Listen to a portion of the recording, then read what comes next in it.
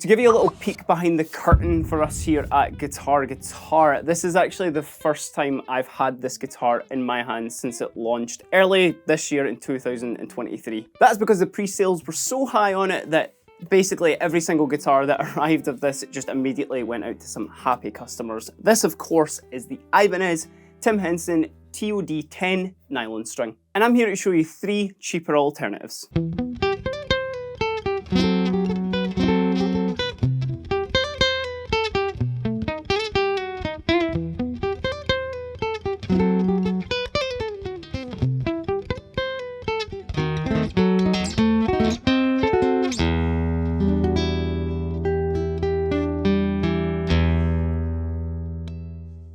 That, of course, was my worst Tim Henson impression there from Polyphia. And for Tim Henson, you know, who those who don't know, is a guitar hero to some and a guitar villain to others. But today I'm not here to talk about the most divisive guitar band around right now. I'm here to talk guitars, particularly the alternatives to the Tim Henson nylon string, particularly ones that come up a little bit cheaper for those maybe who don't want to drop, you know, around £600 on one of these. The TOD10N is a thin-bodied, inspired by electric nylon string acoustic, which certainly has been a catalyst for a lot of brand new inspiration in the guitar landscape in 2023. By no means were Polyphia the first band to do this, but certainly their song Playing God, which if you haven't heard it, you should totally check out because it's really, really cool. That kind of sort of snowballed a lot of players to start looking at these kind of guitars. Cutting to the chase, I don't really want this to be like a demo of the TOD10, and particularly I don't really want to do a big deep dive into the specs of this guitar or the other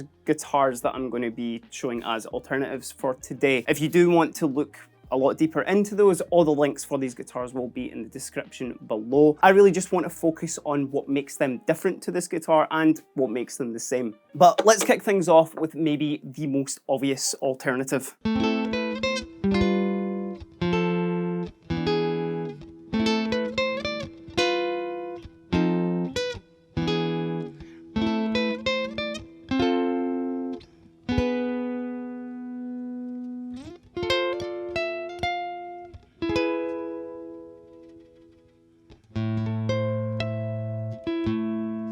This guitar is the Ibanez FRH10N, and on first inspection you may recognize this and you'd certainly be right. When you break down most of the specs of the guitar in my lap right now, and even shape-wise, the Tim Henson and this model actually share a ton of features and certainly feel exactly the same. The biggest difference really is the electronics that have been used and of course the aesthetics on both. Of course with the FRH10N here, it's a much more understated look, especially with the fretboard that doesn't have that Tree of Death inlay. It doesn't have the mother of pearl binding across the guitar. As I said, in terms of playability, this is very, very, very similar. While the TOD10N has a Fishman sonotone pickup and an Ibanez preamp loaded onto it, the FRH10N doesn't actually have the traditional sort of preamp controls on there, but it still is an electroacoustic while just kind of going for the more plug-and-play option. There is a little switch here that you can mute it, which really comes in handy when you're playing it, but in terms of controls and whatnot and an onboard tuner and everything,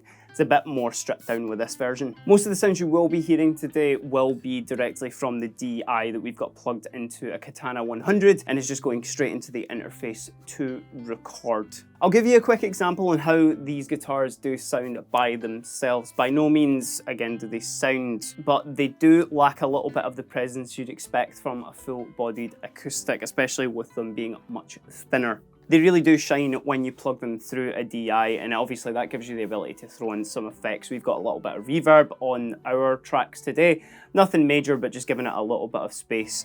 Another little highlight I do want to point out just before I let you hear it is actually this and the Tim Henson feature this little side sound hole here, because you'll notice on the front of the guitar there isn't anything there. This allows you to kind of directly hear it as you're playing it. So I'm just going to play this guitar, let you hear it through the Shure SM27 here, just to give you an idea of how it sounds acoustically.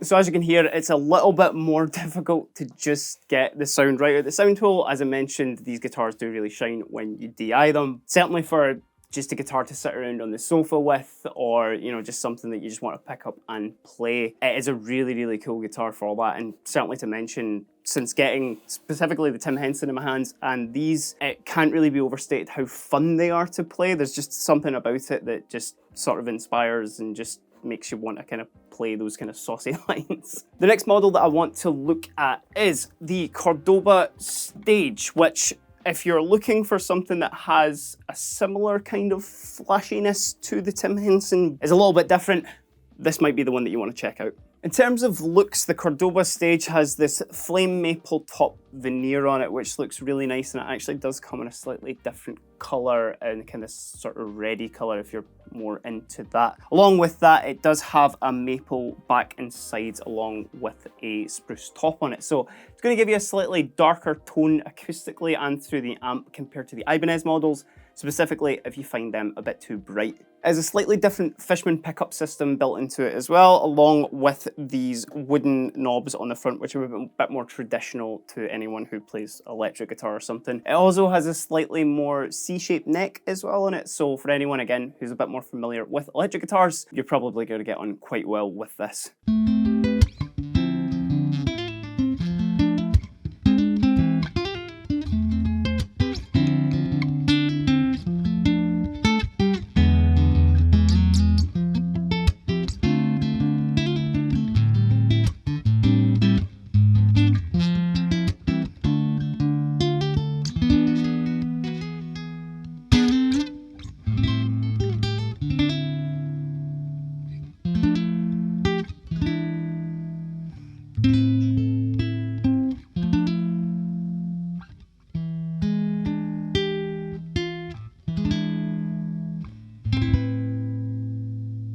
The last guitar that I have with me today is a Yamaha NTX1 in brown sunburst, and on first inspection of this guitar, it is going for that much more traditional nylon string kind of acoustic look with its slightly bigger body, but it's still a lot thinner than you would expect on a traditional classical. With the body being that little bit thinner as well, the neck does accommodate for this by being a much more kind of thin neck than you would expect on a classical, and definitely still in the wheelhouse of the others that I've looked at today. The main advantage, obviously, with the body being that slightly bit bigger, as well as acoustically, this is going to sound a lot fuller and a lot more kind of traditional. So if you're not into that slightly thinner, more kind of compressed sound of the thinner acoustics that I've played today, this might be one that you want to check out. Much like the others as well, it does have an onboard preamp and controls here, so you can really kind of get into the weeds here with EQ, and it does have an onboard tuner as well.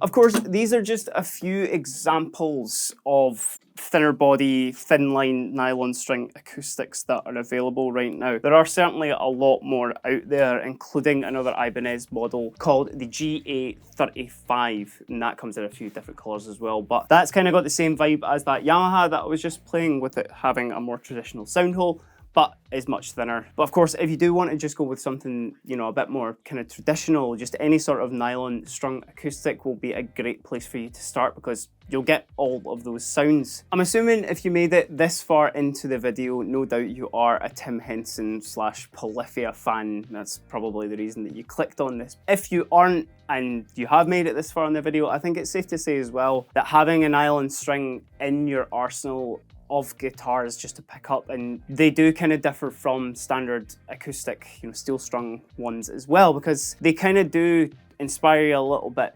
more kind of in a different direction. You'll play maybe some standard stuff on it, but it will sort of push it outside of your box a little bit. And certainly the actual, mechanism of playing the whole thing, it is very different, and you'd be surprised how much this can translate over to your electric playing. But of course, like any other guitar, you don't need to just stick to one style with it. I think, whatever reason you would pick up a nylon string acoustic, you're probably going to have fun with it. But what do you think? Are you a fan of the TOD10N, or are you going to maybe check out some of these other alternatives? Do let us know down in the comments, and of course, give us a like and give us a subscribe. We would really appreciate that. But until next time, I've been Keiran, and these have been a few alternatives to the Tim Henson Ibanez nylon string. Have a great day.